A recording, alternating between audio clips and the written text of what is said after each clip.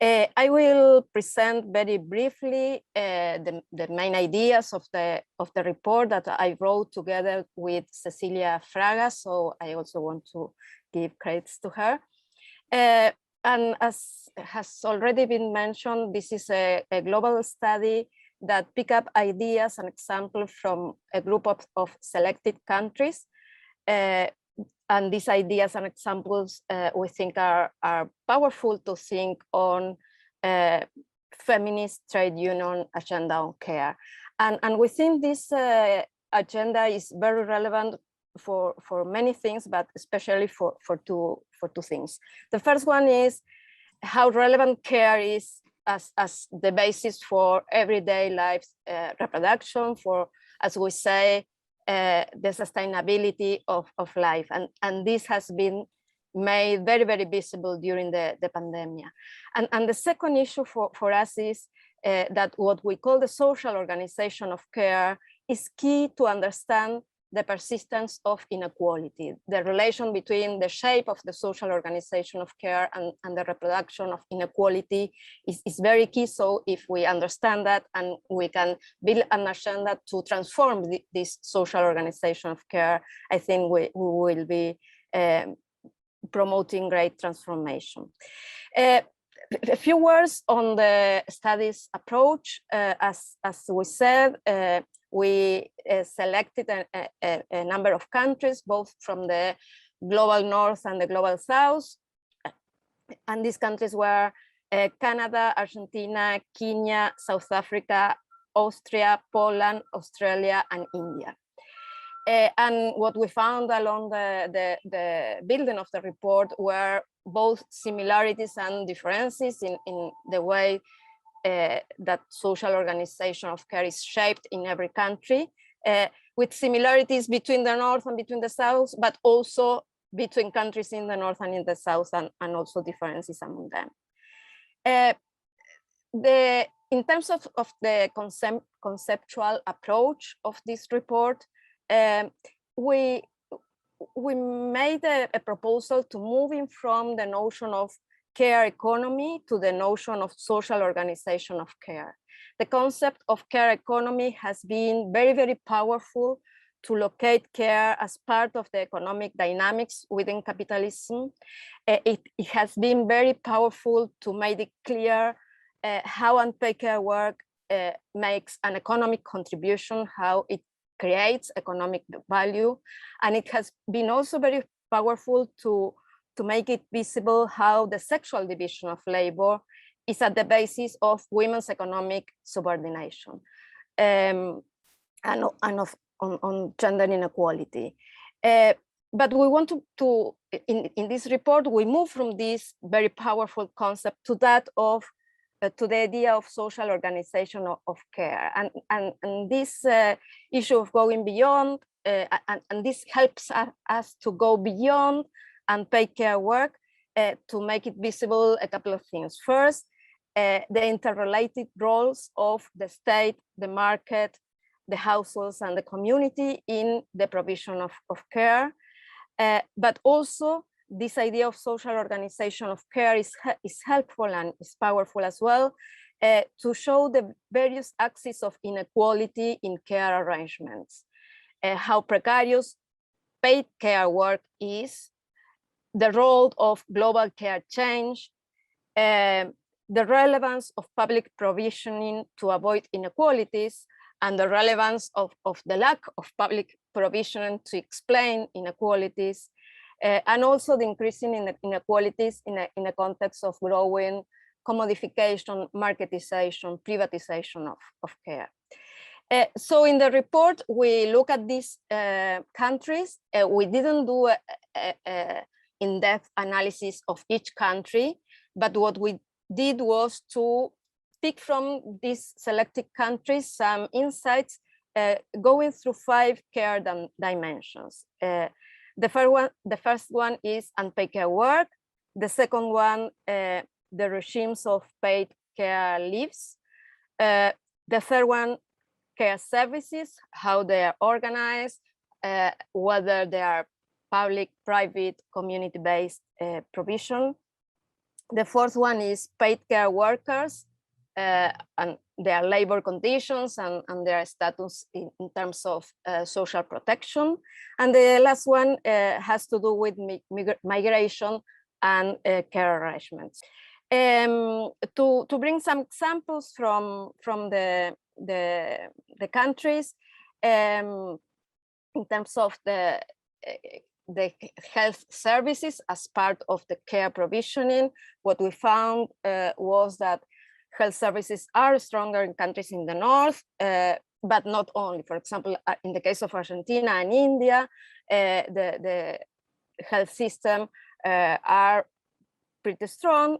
However, there are plenty of challenges, mostly from difficulties or scarcity in terms of financing these systems. And in the case of the two countries that we look at in Africa, we also find some specificity. For example, the way that these countries had to deal with special health issues, such as the case of HIV. In terms of long-term care services, we think that there is where the more challenges approach. We have challenges everywhere, and we have this marketization of public provisioning, even in countries in the north. It is the case of Canada, it is the case of Austria, where public provisioning is also taking hand of marketization of that provision, and where people have to pay to access this long-term care. In Europe, it's interesting that there is quite a big debate on how to shape a long-term care policy. And this is a consequence of what happened during the pandemic of COVID-19, the role of community and family-based care arrangements are growing space in the debate. And this can be read as a consequence of the failure of institutional arrangements during the COVID crisis. In many countries, it is the case of Poland, it is the case of the countries in Africa, the role of the family, but also the role of church-based care arrangements are relevant. And in all countries from the South, the role of the family and the role of unpaid care work for long-term care is very visible. And we mentioned in the report the case of the final report of the Royal Commission into Aged Care Quality and Safety in Australia, a commission that was commissioning the responsibility of doing a report on the situation of long-term care on aged care system, and the findings of the report are very strong in terms of showing the failure of the privatized aged care system in Australia, and it gives lots of insights to think about the need of rebuilding this aged care system in that country. I think economists and people who've are influenced by economic discourse tend to see a needs-based initiative in a very different way than it's intended by the developers of the report. So I want to explain and maybe suggest a couple of strategic issues. First of all, well, I think it's good. I really agree that care is about the daily reproduction of life. But when it's defined that globally, it's very hard to say what is not care. And I think maybe we start with the general definition, but we need to then move pretty quickly to a more direct definition. In particular, I think the emphasis in the report is on direct care work, on providing services in a kind of face-to-face basis to people who really need it. But there are other dimensions of care. And I think income is an important dimension of care. Families need income as well as unpaid labor time. This is the economist speaking in a way. So you know, somebody who goes out and takes a really crummy job and works really long hours in order to help feed their children is, in a sense, participating in the care economy. So I guess I would make a plea for more, you know, kind of a set of more specific categories under the bigger rubric. The income issue also comes up in terms of building alliances with supporters of a universal basic income. Is that a care policy or is it not?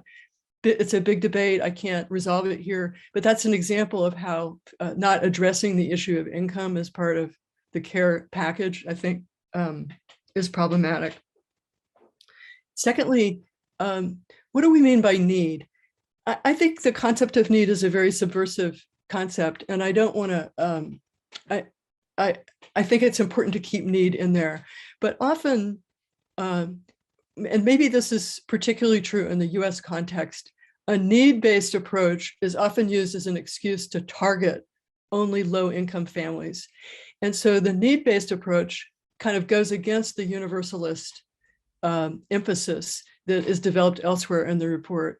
And I think, you know, it could be problematic because need is we know that there's a hierarchy of needs. And in fact, some people's needs are more intense than others. And people living close to poverty do have greater needs than those who don't. So there has to be some, I think, more explicit effort to resolve the tension between a needs-based and a universal strategy. I don't think they're necessarily inconsistent. I'm just arguing for more discussion of it.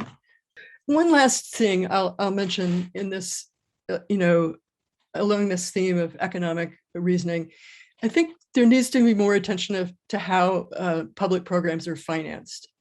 It's not enough just to say that the state should do it or the public should do it. What matters is who's paying the taxes to support it. And to illustrate that point, let me just observe that you could think of care, in some ways, you could visualize it as an insurance scheme. That is a mandatory public insurance scheme. We all pay into it and we all get benefits from it. And it's actuarially sound so that what is being paid in is about equivalent to what is coming out.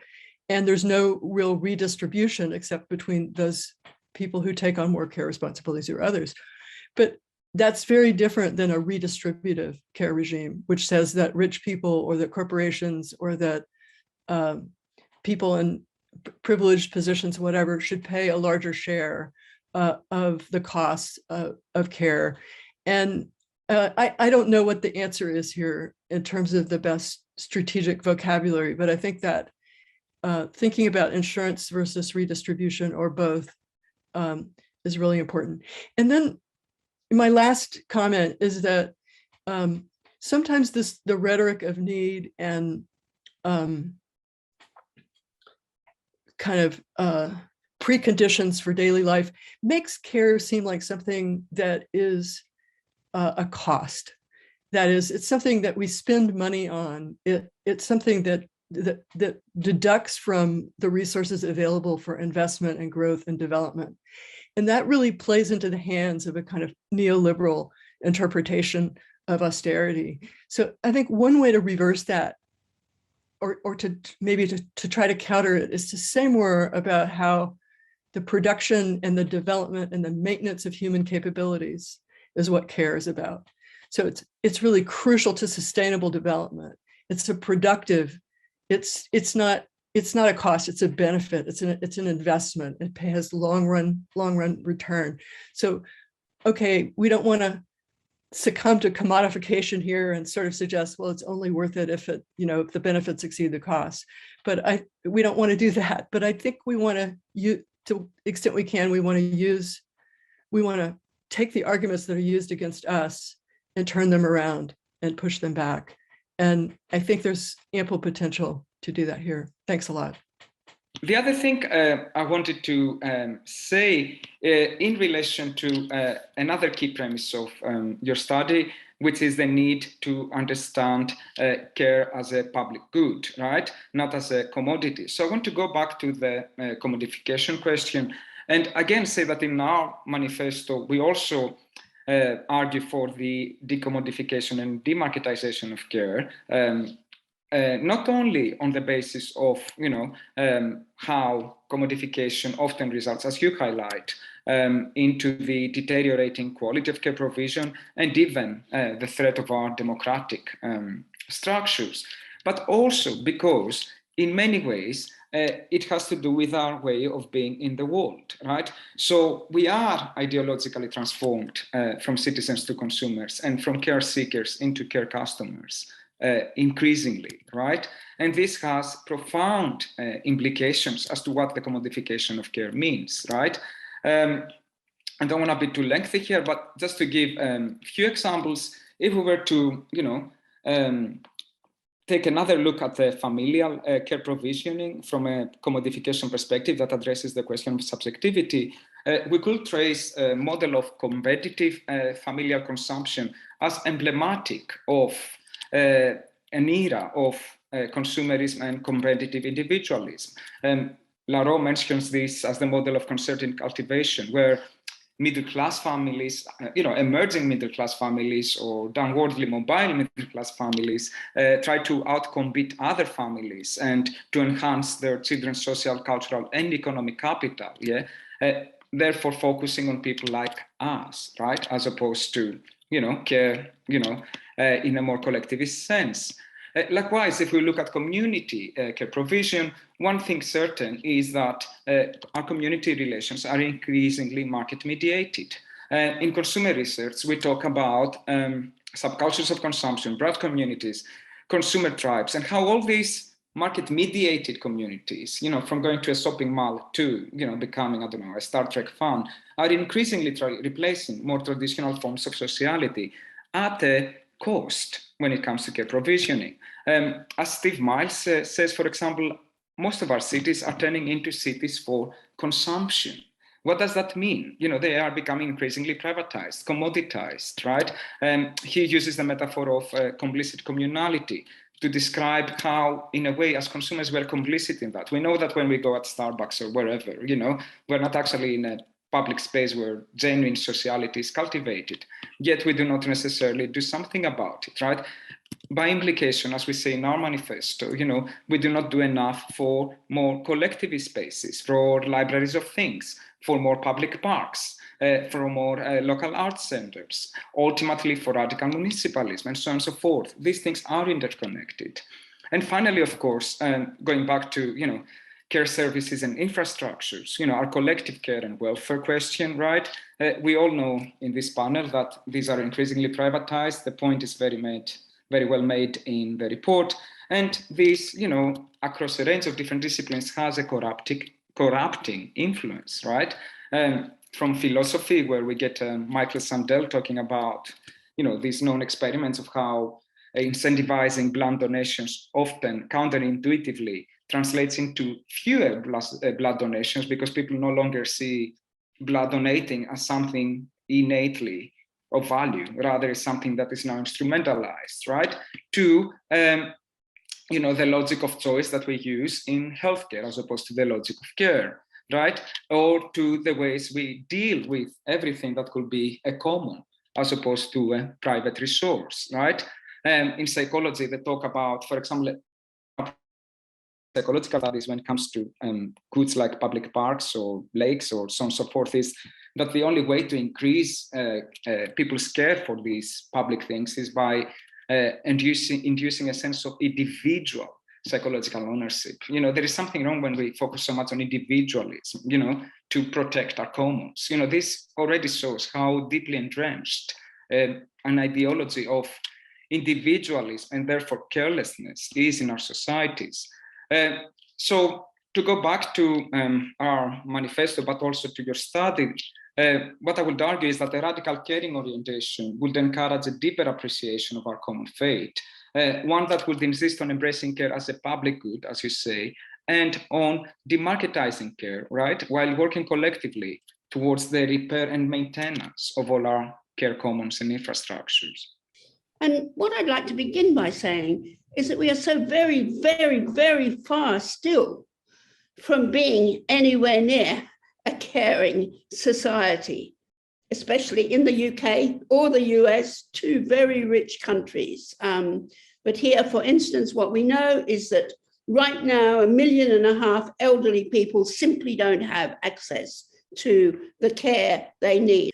Now, again, it's interesting to see your study showing, as we argue in the manifesto, the importance of the state in relation to care work. So that's what you want to discuss, the role between the state, the community, and the market. And as you show, unsurprisingly, that where there is greater presence of the state in care work, in welfare, you have far better and more robust care services at every level.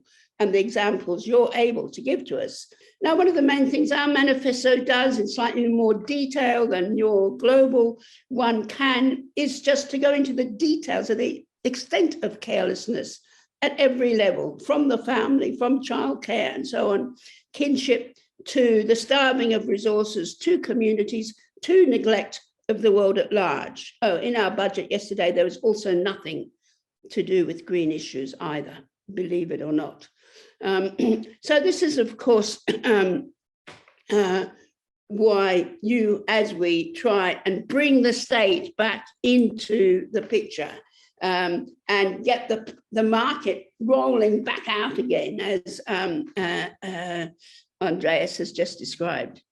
Now, in the manifesto, we spend much time addressing what's needed at all levels, how care at home must relates to the care that's available in the communities, which in turn relates to the wider issues getting onto care for the world, to Green New Deals, to concern with climate change and environmental devastation. I mean, that's why we have so many people knocking on our doors on the move, because they simply can't survive in the places they're meant to be surviving in, the locations they're in. So from our diagnosis of carelessness at these different levels, we look for solutions. For instance, at kinship level, we argue, as I think you do too, that the burden and emphasis placed on the nuclear family needs to be shifted, with care always seen as a social and indeed should be seen as a universal concern. And like you and others, we talk about the right to care as well as the right to be cared for. And we also emphasize how this means more time to be able to care. Time is such a lack that most people have. And that is altogether incompatible with our long paid working days. So shorter working week, shorter working time, more flexible paid working time is what we need to have as trade union policies, as I know Unison is also arguing, and as other people here are also arguing. At the community level, we talk of the need not just for more social provision, but as Andreas has already said, more public spaces, more education around the challenges and difficulties and potential joys of being able to take responsibility for caring for our loved ones, which in the past, it's mainly the poor who have to care and the rich who somehow don't have to care, and it's a sign of their richness that they don't do any care. So this is crucial to deepen our sense of being a part of humanity and understanding how vulnerable and essentially interdependent we all are. So both manifestos call for the need for the possibilities of redistributing caring responsibilities outside the household and moving towards greater social co-responsibility, is how you put it. So what we need here, as we say in our manifesto, is more mutual support, as we often saw happening in the pandemic when people had a bit more time to care because they weren't all in these grueling long hours outside the home in paid work, more public space, more shared resources, and crucially, again, as we both emphasize, I think more local democracy, bottom up, so people feel a part of the resources that they're participating in, trying to obtain or working within. So this also entails different forms of ideological struggle, challenging the existing disdain or contempt that's been so routinely shown, particularly recently, towards notions of fragility and dependency, tied in with that idea, that foolish idea of the totally autonomous, tough man that women as well are supposed to be today. And it means, as the report also mentions, above all, challenging the competitive individualism that is responsible for downgrading care, ignoring disability and fragility, which the sorts of vulnerability that actually we all have whatever our age, and the need for each other we all have whatever our age. So failing to see the actual ties between autonomy and dependence, and thinking through how we can all have certain levels of autonomy and independence, but only if our needs, our dependency needs, are being met. And that means cultivating everyone's capacity to think about this and to care for each other through education, as well as through the material conditions for mutual thriving. So what we are arguing for is social policies then that attend to and increase these capabilities of all of us to care, and also overcoming the ethno-nationalist understandings of care, that we only care for our own. Our own is absolutely going to be affected by what's happening to other people's own. So this is something we've seen writers such as Martha Nussbaum and Amartya Sen argue for in stressing their capabilities politics.